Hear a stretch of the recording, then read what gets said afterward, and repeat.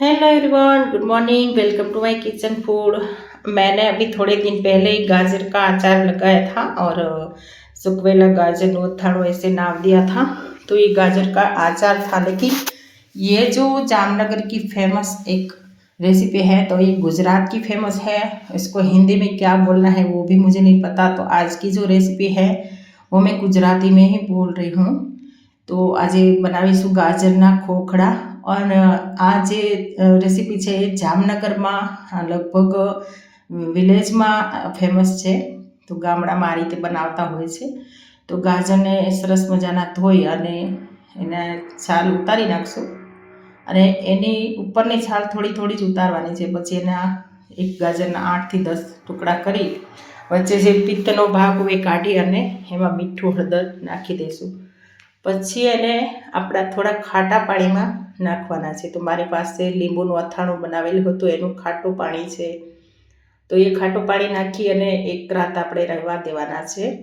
તો એકદમ સરસ મજાના ખાટા મીઠા ગાજર તૈયાર થઈ જશે। તો આ ગાજરને આપણે 2 કલાક રૂમમાં જ સૂકવવાના છે અને પછી 1 દિવસનો તડકો આપવાનો છે। તો એક ધ્યાન રાખવાનું છે કે એકદમ સુકાઈ ન જાય, એટલે અંદરથી થોડા જ્યુસી હોય ને બહારથી સુકાયેલા હોય એવા આપણે રાખવાના છે। તો આપણે અત્યારે પહેલાં ખાટા પાણીમાં બોળી અને રાત સુધી મૂકી દઈશું, પછી આપણે સવારે એને સૂકવશું। તો આ રીતે કપડામાં સૂતી કપડું લઈ સાફ એકદમ અને એમાં આવી રીતે બિછાવી દેવાના। પછી એને 2 કલાક પછી તડકે મૂકવાના છે। તો વધીને તડકે પણ 3 કલાક રહેશે, એટલે આવા સુકાઈ જશે। તો આ સુકાયેલા ગાજરને આપણે વાળીએ તો ભળી જાય એટલા સુકાળા છે। તો આને આપણે હવે સ્ટોર પણ કરી શકીએ। તો જ્યારે અથાણાની સિઝન આવે ત્યારે એને આપણે ગાજરનું અથાણું ગોળ કેરીમાં બધામાં નાખી શકીએ। એટલે અત્યારે હું સ્ટોર કરીશ અને જે હું ગાજરના ખોખડા કહું છું એ આપણે એકદમ ઇન્સ્ટન્ટ બનાવી શકીએ।